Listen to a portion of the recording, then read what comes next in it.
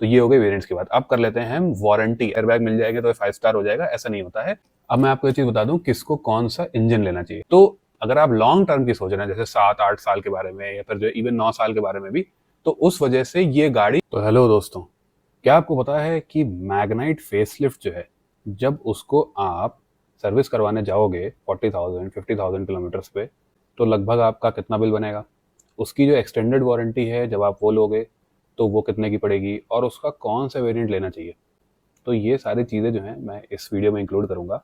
तो आज हम करेंगे मैग्नाइट फेसलिफ्ट की बात। तो आज हम इसके मेन पॉइंट्स पर डिस्कस करेंगे ही, इसके प्रोज क्या हैं, इसके कॉन्स क्या हैं, क्या आपको ये लेनी चाहिए कि नहीं, और बाकी जो मैंने पहले आपको चीज़ें बताई जैसे वारंटी हो गई, जैसे सर्विस हो गई, वो भी डिस्कस करेंगे। तो लेट्स स्टार्ट द वीडियो। मैं आपका होस्ट दोस्त यश, आप देख रहे हैं drive shine, and let's see Nissan Magnite facelift लेने लायक है कि नहीं।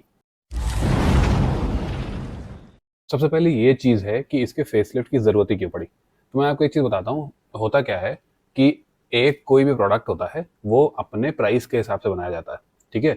अब दिक्कत ये होगी, एक्चुअल में मैग्नाइट अच्छी खासी बिकी है निसान के उससे, लेकिन इसमें हल्की सी जो इशू था वो ये था कि जैसे लेट से जितनी भी सब 4 मीटर एसयूवीज हैं उसमें इसका प्राइस तो जो है वो कम था दूसरों से, लेट से, लेकिन जो एक मिनिमम क्वालिटी स्टैंडर्ड इंटीरियर के रखने होते हैं उनसे भी थोड़ा कम इसका क्वालिटी इंटीरियर रखता था दिखने में। तो क्या होता था कि जो परसीव्ड क्वालिटी है, जो आंखों से दिखती है, वो लोगों को समझ में नहीं आई, ठीक है। अब वो समझ में नहीं आई तो लोगों ने कहा कि जो है वो ये कम दाम में आ रही है, लेकिन मैं थोड़े से पैसे ऐसे ज्यादा देके एक डिजायरेबल गाड़ी ले लेता हूँ जिसका इंटीरियर मेरे को ज्यादा अच्छा लग रहा है क्वालिटी एंड लुक में। तो इस वजह से इसकी उतनी सेल नहीं हो पाई जितनी हो सकती थी। सो उन पर्टिकुलर चीजों पे निसान ने क्या इस बार काम किया है कि नहीं, वो हमें देखना है। मैं इस वीडियो को 2 पार्ट में डिवाइड कर देता हूँ, एक जो प्रोज है गाड़ी के और दूसरे कॉन्स। तो let's start with the pros. तो सबसे पहले हम बात कर लेते हैं कि गाड़ी में काम क्या हुआ है।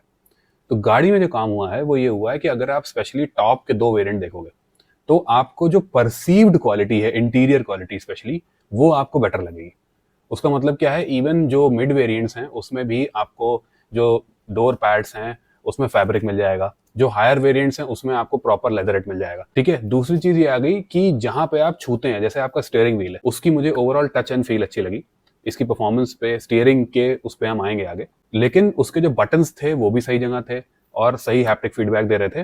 तो स्टीयरिंग मैक्सिमम आप पकड़ते हो तो उसमें ऐसा लगता है कि आप कि हाँ थोड़ा काम तो किया है इंटीरियर क्वालिटी में। लेकिन अगर आप बाहर से गाड़ी देखेंगे तो उसमें मेरे को ऐसा लगा कि थोड़ा सा जो है वो और काम हो सकता था।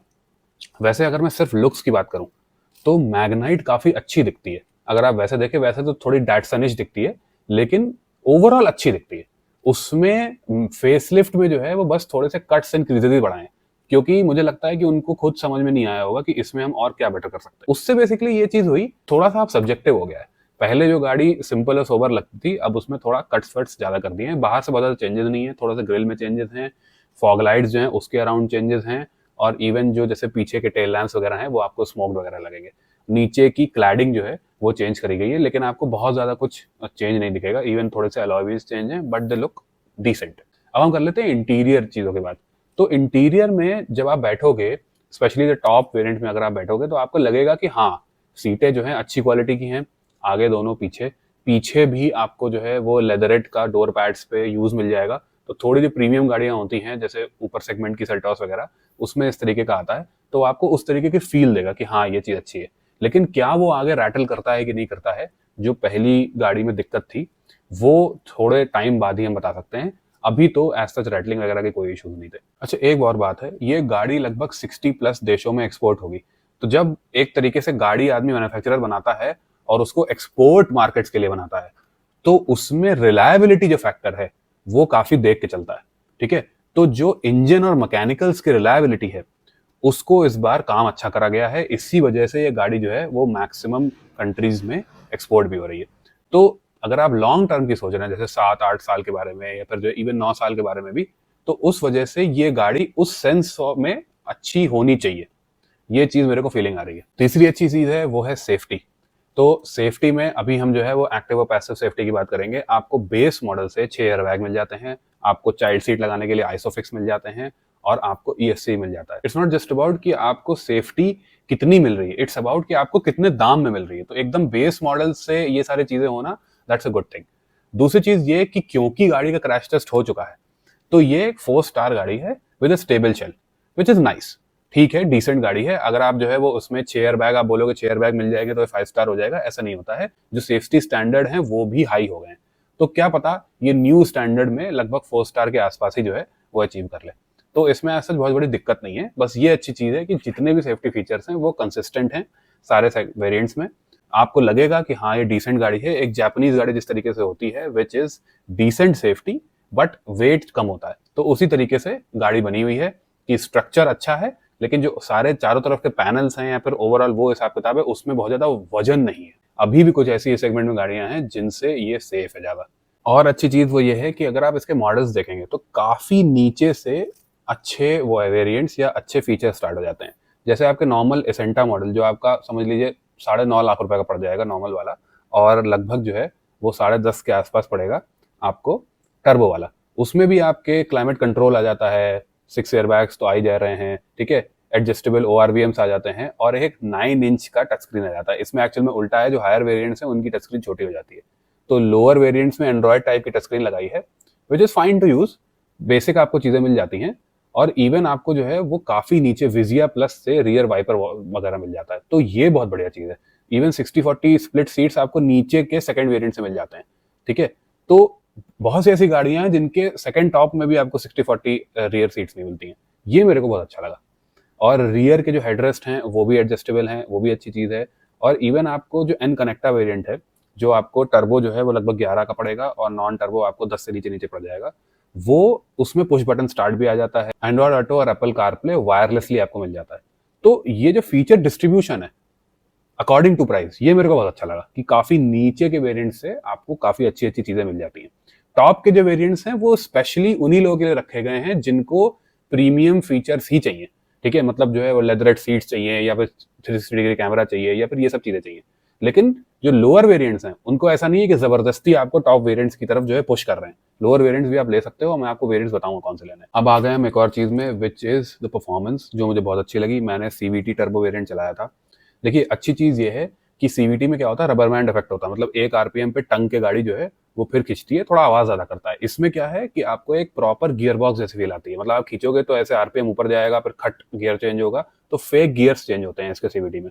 और क्योंकि टर्बो है तो अच्छी भागती है, वेट कम है गाड़ी का, मतलब आप 3-4 लोग भी बैठा दोगे टर्बो वाली गाड़ी में और थोड़ा लगेज भी होगा, तो क्योंकि जो है गाड़ी का वेट कम है और फिर भी ओवरऑल वेट उतना ज्यादा नहीं होगा, तो पार्ट वेट रेशियो मेंटेन करके गाड़ी अच्छे हाईवे पे ओवरटेक्स कर लेगी। तो हाईवे ओवरटेक्स के लिए टर्बो मॉडल जो है वो काफी अच्छा है। इवन इसका CVT की ट्यूनिंग मुझे बहुत अच्छी लगी।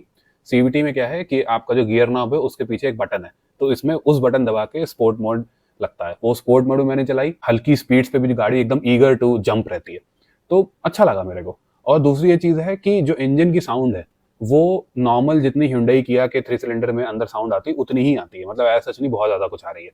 तो वो साउंड इंसुलेशन इंजन की मेरे को ठीक लगी गाड़ी में। तो ये चीज ओवरऑल एक्सपीरियंस इंजन और परफॉर्मेंस वाइज काफी अच्छा है। अगर आप उसको कंपेयर करें टर्बो AMT से, जो कुछ गाड़ी में आता है शहर के अंदर चलाने के लिए, तो ये CVT आपको ज्यादा स्मूथ लगेगा।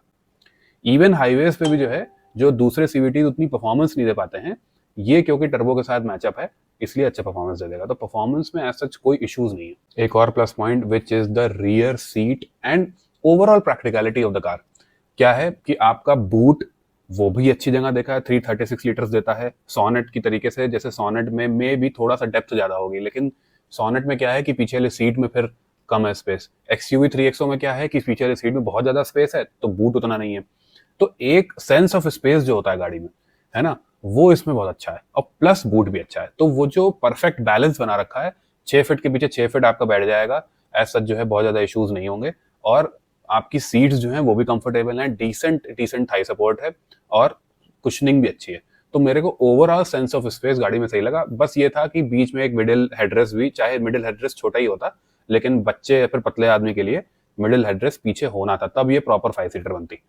तो ये मेरे को स्पेस मैनेजमेंट बहुत अच्छा लगा, रियर सीट और बूट स्पेस का अगर हम रेशियो देखा जाए तो बूट भी अच्छा खासा डीप है, कोई दिक्कत नहीं है सच। अब स्पेस के साथ कंफर्ट भी अच्छा होना चाहिए। तो इसमें अगर आप 4 लोग बैठा दो तो सस्पेंशन दबता नहीं है। सस्पेंशन जो है तो थोड़ी सी आवाज आती है due to insulation, but suspension में झटके नहीं लगते। देखिए रेनो और निसान की मैंने एक चीज खासियत देखी है कि इनके सस्पेंशन बहुत अच्छे ट्यून्ड होते हैं। अब आ जाते हैं हम कॉन्स पे। तो देखिए, सबसे पहली चीज ये कि परसीव्ड क्वालिटी अच्छी करी है। ऐसा नहीं है कि पूरी गाड़ी की ही जो है वो क्वालिटी एकदम से रेस कर दी हो। तो या फिर जहां पे आप टच करते हैं स्टेयरिंग में, या फिर जहां सामने आप देखते हैं, आपको ऐसा लगेगा क्वालिटी अच्छी है। और इवन एसी पैनल में मुझे बहुत बढ़िया चीज लगी कि आपका जो टेम्परेचर होता है वो बहुत बड़ा बड़ा उसी के रोटरी नॉब के अंदर दिखाता है। लेकिन उसमें इशू है कि रोटरी नॉब आप पकड़ के हिलाओ तो हल्की सी हिलती है। दूसरी चीज ये कि आपका जो पीछे वाला व्हील वेल है उसमें अगर आप ध्यान से देखोगे तो अंदर प्लास्टिक क्लैडिंग ही नहीं है, तो जो पीछे लोग बैठेंगे उनको रोड नॉइज ज्यादा सुनाई देगी। इवन अगर आप ये भी चीज देखिए कि पीछे का जो बम्पर है उसके सी थ्रू दिखता है, मतलब आप नीचे से देखोगे तो वो मुझे ऐसा लगा कि कहीं कहीं पे ज्यादा इंसुलेशन अच्छी हो सकती थी, जो अभी भी रह गई है। एक और चीज वो कि मेरे को जो अभी भी हेडलाइनर है, जो टॉप वेरिएंट है उसमें भी मैं बैठा था, तो उसका हेडलाइनर एक तो हल्का सा लूज था। दूसरी चीज ये कि उसकी जो क्वालिटी होती है वो जो लो रेंट गाड़ियां आती उस तरीके की थी। एक जो प्रॉपर V1 वाला जो हेडलाइनर होता है, जो पोलो में आता है, 20 में आता है, इन सब में आता है, तो उस तरीके का हेडलाइनर होना चाहिए था। आप जो है वो इस किसी सेगमेंट में घुस रहे हो तो उस सेगमेंट की जो बेसिक चीजें हैं वो आपको करनी पड़ेंगी। इवन जो IRVM है वो फ्रेमलेस बहुत प्यारा लगता है देखने में, लेकिन उसमें आपको सामने से दिख जाएगा कि उसका तार जो है वो जा रहा है, तो वो तार बेटर तरीके से हाइड कर सकते थे। तो ये सामने चीजें आ जाती हैं। और मैं आपको एक चीज बताऊं कि जो फीचर्स दिए हैं गाड़ी में, उनका जो एग्जीक्यूशन है या वो इस फेसलिफ्ट में बेटर कर सकते थे। जैसे जो 8 इंच की टच स्क्रीन है, आप हायर वेरिएंट्स में 10 सवा 10 इंच की टच स्क्रीन दे सकते थे। इवन इसका जो डिजाइन है, जो ओवरऑल UI है, वो भी बहुत ज्यादा प्रीमियम नहीं लगता है देखने में। आपको ऐसा लगेगा कि कोई एंड्रॉइड टाइप की टच स्क्रीन है। अब जैसे उसी में आपकी 360 डिग्री कैमरा आ जाता है टॉप मॉडल में, उसमें तो एक बहुत ज्यादा व्यूज नहीं है। दूसरी चीज, उसकी क्वालिटी इतनी ग्रेनी है, दिन में मेरे को इतनी ग्रेनी दिख रही है, तो रात में तो मतलब वो अनयूजेबल हो जाएगा। तो वो चीज बेटर कर सकते थे। फेसलिफ्ट में आप जो है वो टॉप मॉडल में ही सिर्फ कैमरा दीजिए, लेकिन वो अच्छी क्वालिटी का दीजिए, ये हो सकता था। दूसरा काम हम आ गया कि जो आर्मरेस्ट है वो बहुत ही छोटा है, इतना बड़ा आर्मरेस्ट है, इतना बड़ा, वो यूजेबल नहीं है। तीसरी चीज ये कि पीछे एक टाइप सी पोर्ट दिया हुआ है, लेकिन फ्रंट में कोई टाइप सी पोर्ट नहीं है। तो ये बात आ जाती है कि अगर फ्रंट में किसी को, मैक्सिमम आदमी को तो फ्रंट से चार्ज करना है ना, उसमें टाइप ए पोर्ट दिया हुआ है। तो ये चीज हो जाएगी कि मतलब क्या वहां पे क्या करेगा आदमी टाइप सी वाला। तो एक टाइप ए के साथ एक टाइप सी भी होना चाहिए फ्रंट में, तो थोड़ा सा प्रैक्टिकलिटी में ये चीजें इंक्लूड कर सकते थे, क्योंकि एक एक बड़ा फेसलिफ्ट है, काफी सालों बाद आया। और मेरे को चीज लगी वो ये लगे कि CVT वेरिएंट में जो ब्रेक्स थे उसमें बाइट नहीं थी। देखिए, मैं अकेले चला रहा हूँ और मेरे को बाइट उतनी फील नहीं हो रही है, 4 लोग बैठ जाएंगे, लगेज होगा, तो ब्रेक्स मेरे को जो है वो मतलब बहुत ज्यादा वैसे नहीं लगे। अब ब्रेक की ही बात कर लेते हैं तो हम ओवरऑल हाईवे ड्राइविंग की बात कर लेते हैं। हाईवे ड्राइविंग में दो तरीके के लोग होते हैं। एक लोग वो होते हैं जो मैक्सिमम टाइम जो है वो आराम से ही चलाते हैं, लेकिन बस तभी एक्सेलरेट करते हैं ज्यादा जब उनको ओवरटेक करने की नीड होती है, उनके लिए ये गाड़ी बिल्कुल ठीक है। लेकिन जो लोग हाईवे पे ऐसा चलाने की सोच रहे हैं कि मतलब काट के कहीं से भी निकाल लेंगे उस तरीके से, उसमें आपको उतना कॉन्फिडेंस नहीं आएगा। मैं आपको दिखा देता हूँ कि इसके बीच वाला जो सेंटर था स्टेयरिंग का, उसमें कितना प्ले था, आप खुद देख लीजिएगा। तो स्टेयरिंग जो है वो पहले से थोड़ा सा इंप्रूव है, लेकिन हाँ उतना फीडबैक नहीं देता है वो। दूसरी चीज ये कि आप जब गाड़ी मोड़ोगे तो आपको जो है वो considerable amount of body roll feel होगा, गाड़ी जो है ऐसे ऐसे जाती हुई फील होगी। तो ये गाड़ी जो है वो ओवरटेक करने में स्ट्रेट लाइन में वो बहुत अच्छी है टर्बो में। लेकिन रैश या फिर किसी को जल्दी चलानी है या फिर उस तरीके का जितना ड्राइविंग स्टाइल है, वो उस आदमी के लिए नहीं है। ये कंफर्टेबल की तरफ ज्यादा ट्यून करी गई है, स्पोर्टी की तरफ नहीं। अब मैं आपको ये चीज बता दूं किसको कौन सा इंजन लेना चाहिए। तो देखिए, आपको जो इसका नॉर्मल NA 1 लीटर है वो क्विड वाला इंजन है, ठीक है। इस गाड़ी में अगर आपने उसको ले लिया तो आप A to B ही जा पाएंगे। इवन अगर आपने इसमें AMT ले लिया तो अगर आप हिली एरियाज में रहते हैं तो इसका AMT स्किप कर दीजिएगा, क्योंकि इसमें ओवरहीट हो जाता है। नॉर्मल अगर आपको बिल्कुल A to B जाना है, या फिर कोई बहुत ही एजेड लोग हैं, उनको थोड़ा बहुत चलना होता है आसपास, उनके लिए फिर भी ठीक है, लेकिन better to avoid it. And आप इसी पर्टिकुलर सेगमेंट में 1.2 अगर आपको लेना है तो 4 सिलेंडर आप दूसरी गाड़ियों का ले सकते हैं।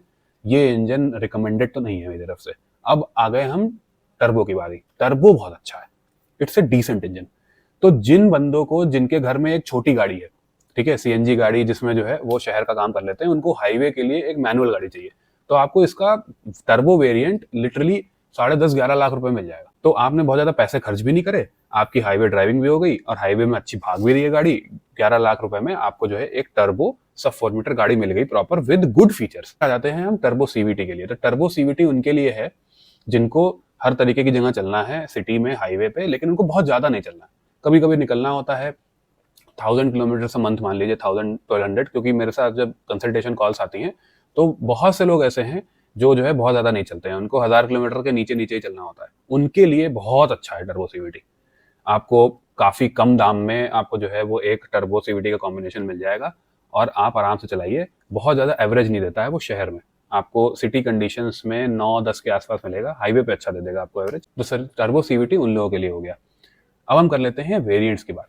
तो वेरिएंट्स में अगर आपको टर्बो सीवीटी लेना है तो बहुत ही बढ़िया वेरिएंट है एसेंटा टर्बो सीवीटी। आपको 11.5 लाख रुपए के आसपास ऑन रोड आपको एक टर्बो पेट्रोल अच्छी खासी भागने वाली गाड़ी मिल जाएगी, और सीवीटी के साथ, मतलब एक नॉर्मल एएमटी वगैरह नहीं है इसमें, प्रॉपर सीवीटी है, प्रॉपर ऑटोमेटिक है। मैनुअल में एसेंटा आता नहीं है टर्बो में, तो आपको मैनुअल के लिए एन कनेक्टा लेना पड़ेगा, विच इज ऑल्सो ग्रेट। मतलब वो भी 11 लाख में आपको जो है वो मैनुअल टर्बो मिल जाएगा। तो ऊपर वाले वेरिएंट्स जो हैं वो वही बात है, अच्छे लगते हैं, ठीक है, लेकिन आपको उतना लेने की जरूरत नहीं है। टॉप वेरिएंट तो जो है उसका तो इंटीरियर थोड़ा सा ऑरेंज सा है, तो मे भी आपको लॉन्ग टर्म में उतना अच्छा ना लगे। उसके जो नीचे वाले वेरिएंट है विच इज टेक्ना, उसमें व्हाइट कलर के इंटीरियर्स हैं, दैट लुक्स गुड एक्चुअली। तो उसमें आप फिर भी टर्बो वेरिएंट देख सकते हो, लेकिन टॉप वेरिएंट पे जो मतलब ये सब एक्स्ट्रा चीजें हैं, एम्बिएंट लाइट वगैरह, उसका ऐसा कोई नीड नहीं है। तो आपको काम आपका टेक्ना तक चल जाएगा। तो N Connecta is the best variant, उसके बाद आप मैक्स टू मैक्स टेक्ना तक खींच सकते हो। तो ये हो गई वेरिएंट्स की बात। अब कर लेते हैं हम वारंटी। आपको पता है 3 साल की 1 लाख किलोमीटर की वारंटी मिल रही है इसमें, और 3 साल और आप एक्सटेंड कर सकते हो। और मुझे एक चीज बढ़िया लगी कि इसकी एक्सटेंडेड वारंटी जस्ट 10-12 हजार रुपए की है, तो आपका 6 साल का वारंटी कवर जो है वो बहुत ही कम दाम में हो जाएगा। ये चीज काफी कम है दूसरी कंपनी से। अब हम कर लेते हैं सर्विस कॉस्ट। तो मैंने जब इसकी सर्विस कॉस्ट देखी तो इसकी जो है वो 20,000, 30,000, 40,000 वाली सर्विसेज ऐसे हैं 2,500, 4,000, 5,000, और इसकी जो सीवीटी वेरिएंट की 50,000 वाली सर्विस है वो है 10,000 रुपए की, क्योंकि उसमें सीवीटी ऑयल चेंज होगा। तो सर्विस कॉस्ट बहुत कम है, ठीक है, अगर आप जो है वो प्रॉपर सर्विस मैनुअल से चलते हैं तो, एक्स्ट्रा कुछ नहीं ऐड करवाते हैं तो 4-5 हजार के आसपास अगर आपकी सर्विस हो रही है, विच इज ग्रेट। और इवन सीवीटी ऑयल भी चेंज हो जाए तब भी आपकी 10,000 रुपए से ऊपर नहीं जाएगी सर्विस कॉस्ट, तो विच इज नाइस। तो ये चीज निसान वालों ने सही करी है कि सर्विस कॉस्ट इसकी जो है वो काफी कंट्रोल करके रखी है। सो आई थिंक मैक्सिमम चीजें जो है वो मैंने आपको बता दी हैं इस स्टार्टिंग के फर्स्ट इंप्रेशंस में। बाकी जो कंसल्टेशन है आपको सारी डिटेल्स डिस्क्रिप्शन में मिल जाएंगी। अगर आपको किसी भी गाड़ी लेने में आपको कंसल्ट करना है तो you can reach out to me. Let me know in the comments below कि आपको मैग्नाइट ओवरऑल कैसी लगी, और ये भी बताइएगा कि आपको वीडियो कैसे लगी। अगर अच्छी लगी हो तो लाइक, अगर आप पहली बार आए हैं चैनल पे तो subscribe to the channel. Drive safe, अगली वीडियो में मिलते हैं, बाय बाय।